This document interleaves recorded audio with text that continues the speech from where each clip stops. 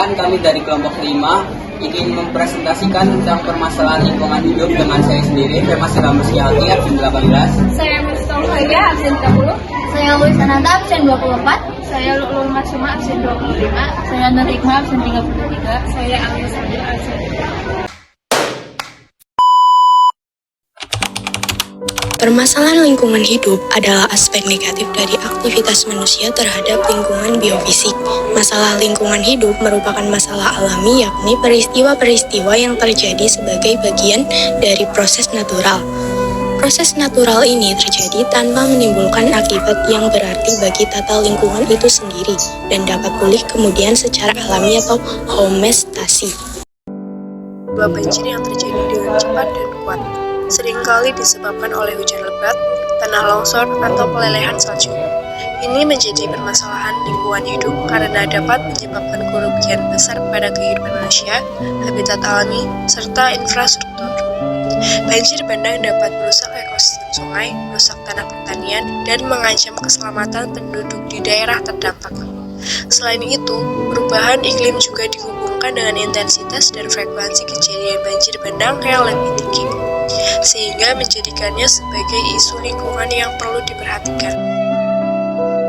Kekeringan adalah kondisi ketika pasokan air secara signifikan berkurang, baik pada tingkat permukaan maupun di bawah tanah.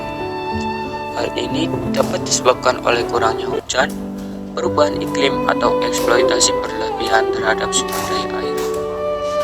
Kekeringan termasuk permasalahan lingkungan hidup karena dapat menyebabkan dampak negatif pada ekosistem, sumber daya air, dan keseimbangan lingkungan secara keseluruhan. Selain itu, kekeringan juga dapat mengakibatkan kerugian ekonomi, mengancam keberlanjutan pertanian, menyebabkan kekurangan air untuk konsumsi manusia, dan merusak ekosistem air tawar, dan air laut. Sampah plastik dianggap sebagai permasalahan lingkungan hidup karena berbagai alasan yang berdampak pada ekosistem dan keberlanjutan bumi. Beberapa dampak yang dapat ditimbulkan sampah plastik adalah sebagai berikut. 1. Pencemaran lingkungan. Sampah plastik yang tidak terkelola dengan baik dapat mencemari lingkungan sekitarnya, termasuk sungai, laut, dan tanah. Ini dapat merusak ekosistem alami, mengganggu keseimbangan ekologi, dan merugikan flora dan fauna. 2. Ancaman terhadap kehidupan laut. Sampah plastik, terutama yang berakhir di lautan, dapat menjadi ancaman serius bagi kehidupan laut.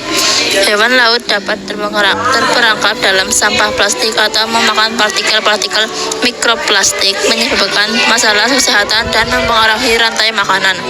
3. Kesehatan manusia. Plastik yang terurai atau terdekomposisi dapat menghasilkan zat kimia berbahaya, termasuk yang disebut sebagai endocrine disruptors yang dapat memiliki dampak negatif pada kesehatan manusia. Ini dapat terjadi melalui konsumsi makanan laut yang terkontaminasi atau melalui polusi udara dan air. 4. Ketidakberlanjutan dan pemanfaatan sumber daya. Produksi plastik memerlukan sumber daya alam, terutama bahan baku fosil seperti minyak bumi. Penggunaan besar-besaran plastik sekali pakai dan sulitnya daur ulang plastik mengakibatkan peningkatan tekanan pada sumber daya alam dan ekosistem. 5. Masalah estetika.